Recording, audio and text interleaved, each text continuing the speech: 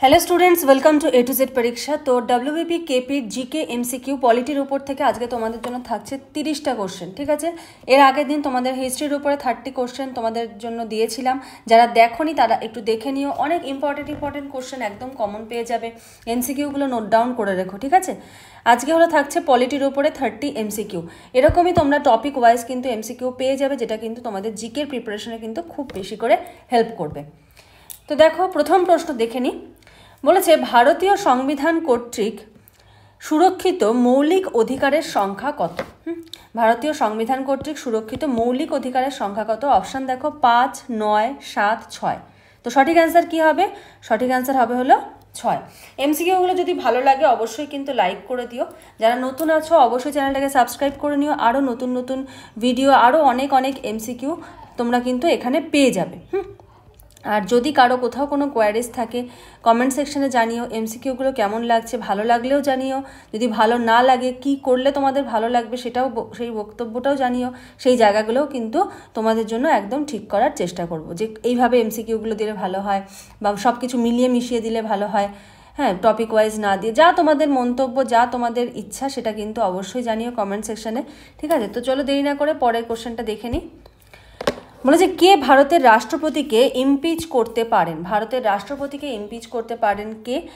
সংসদ, প্রধানমন্ত্রী, সুপ্রিম কোর্টের প্রধান বিচারপতি, হাইকোর্টের প্রধান বিচারপতি। অ্যান্সার কি হবে? অ্যান্সার হবে হলো সংসদ। সংসদ মিন পার্লামেন্ট, ঠিক আছে। নেক্সট, ভারতীয় সেনাবাহিনীর সুপ্রিম কমান্ডার কে? ভারতীয় সেনাবাহিনীর সুপ্রিম কমান্ডার কে? ভারতের প্রধানমন্ত্রী, ভারতের রাষ্ট্রপতি, স্বরাষ্ট্রমন্ত্রী, আইনমন্ত্রী। তো অ্যান্সার কি হবে? অ্যান্সার হবে ভারতের রাষ্ট্রপতি। নেক্সট, ভারতের সংবিধানের শীর্ষ ব্যাখ্যাকার কে? রাষ্ট্রপতি, কেন্দ্রীয় আইনমন্ত্রী, সংসদ, সুপ্রিম কোর্ট। অ্যান্সার কি হবে? অ্যান্সার হবে সুপ্রিম কোর্ট। প্রত্যেকটা কোশ্চেন কিন্তু প্রিভিয়াস ইয়ার কোশ্চেন, বিভিন্ন পরীক্ষায়, ওয়েস্ট বেঙ্গলের বিভিন্ন পরীক্ষায় আসা প্রিভিয়াস ইয়ার কোশ্চেন থেকে নেওয়া। তো তোমাদের জন্য কিন্তু প্রতিটা প্রশ্ন ইম্পর্টেন্ট, একদম কমন পাওয়ার জন্য প্রত্যেকটা প্রশ্ন খুব ভালো করে কিন্তু তৈরি করবে। আর MCQগুলো ভালো লাগলে কিন্তু লাইক দিও। তোমরা দেখো অনেকে লাইক করো না, লাইক না করলে বুঝবো কী করে কতটা ভালো লাগছে না লাগছে। অবশ্যই কিন্তু একটা লাইক করে দিও। পরের প্রশ্ন দেখো, ভারতীয় সংবিধান অনুযায়ী কৃষিক্ষেত্র, এগ্রিকালচার কিসের মধ্যে পড়ছে? যুগ্ম তালিকা, রাজ্য তালিকা, কেন্দ্রীয় তালিকা, উপরের কোনোটিই নয়। তো অ্যান্সার কি হবে? অ্যান্সার হবে স্টেট লিস্ট, রাজ্য তালিকার বিষয়, ঠিক আছে। এগ্রিকালচারটা হলো রাজ্য তালিকার বিষয়। নেক্সট, ভারতীয় সংবিধান অনুযায়ী রাজ্য বিধানসভাগুলি পাশ করতে পারে, রাজ্য বিধানসভাগুলো কি পাশ করতে পারে? কেন্দ্রীয় সরকারের বার্ষিক বাজেট, রাজ্য সরকারের বার্ষিক বাজেট, সংবিধান সংশোধন, উপরের কোনোটিই নয়। অ্যান্সার হবে রাজ্য সরকারের বার্ষিক বাজেট।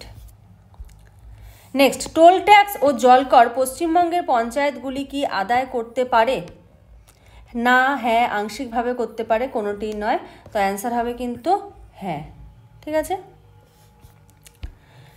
ভারতীয় সংবিধান চালু হওয়ার সঠিক সাল ও তারিখ কত? 26শে নভেম্বর 1949, 25শে নভেম্বর 1949, 15ই আগস্ট 1947, 26শে জানুয়ারি 1950। তো অ্যান্সার কি হবে?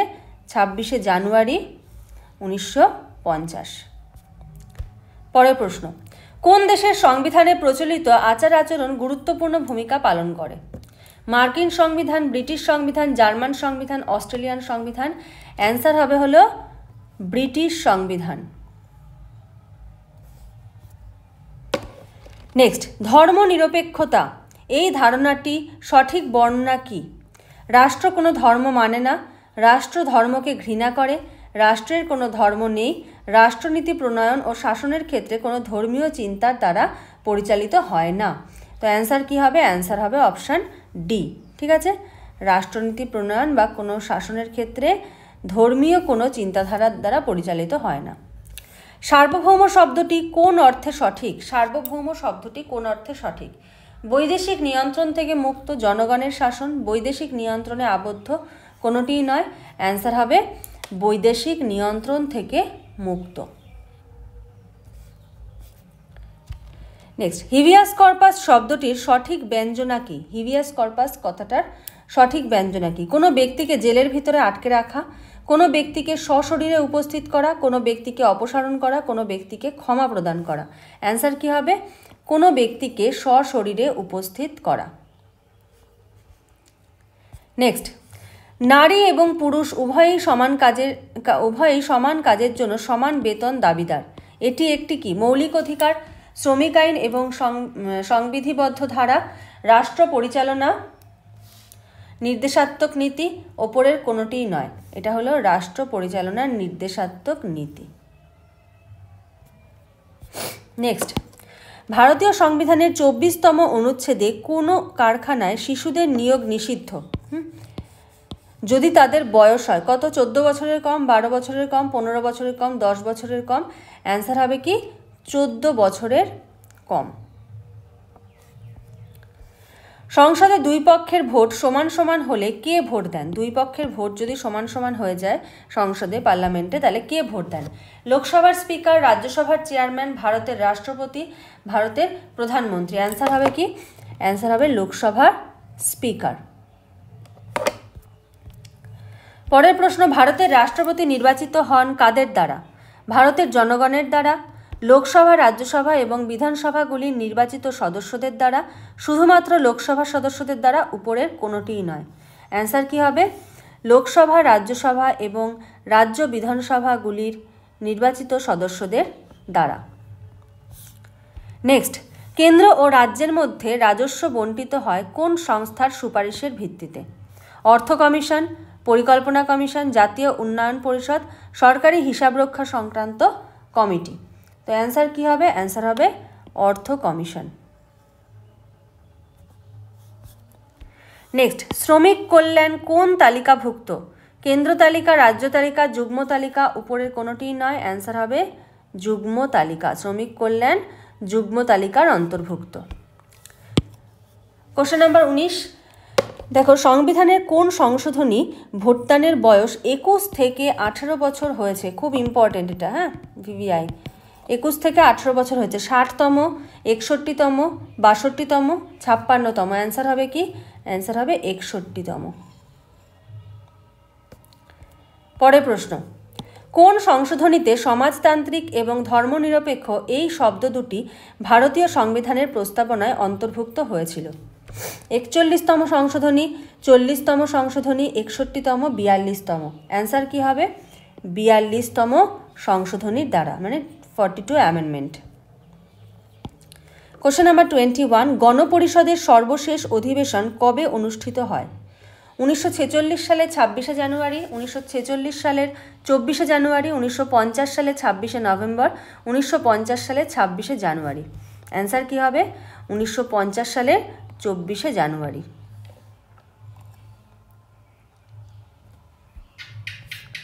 নেক্সট, সংবিধান সভার প্রথম সভাপতি কে ছিলেন? Doctor BR. Ambedkar, Rajagopalachari, Abul Kalam Azad, doctor Rajendra Prasad. Answer হবে কি? ডক্টর রাজেন্দ্র প্রসাদ। পরের প্রশ্ন, গণপরিষদের পঞ্চম অধিবেশন কবে বসে?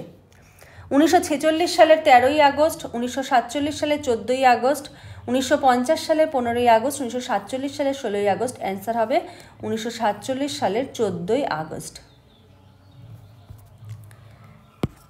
আর্থিক জরুরি অবস্থা সংবিধানের কত নং ধারায় উল্লেখ রয়েছে? 352, 358, 356, 360। অ্যান্সার হবে 360। বলছে ভারতীয় সংবিধানের কটি অংশ? 21টি, 22টি, 25টি, 24টি। এটা কিন্তু খুব ইম্পর্টেন্ট একটা কোশ্চেন, ভুল করবে না, ঠিক আছে? আগে ছিল কিন্তু 22টা পার্ট, কিন্তু 2021 সাল থেকে কিন্তু এটা চেঞ্জ হয়েছে, হয়েছে হলো 25টা পার্ট। ওকে, নেক্সট, ভারতীয় সংবিধানে মোট কয়টি মৌলিক কর্তব্য কথা উল্লেখ আছে? 8টি, 9টি, 10টি, 11টি। অ্যান্সার কি হবে? অ্যান্সার হবে 11টি। নেক্সট, মৌলিক অধিকার সংক্রান্ত বিষয় সংবিধানের কোন অংশে রয়েছে?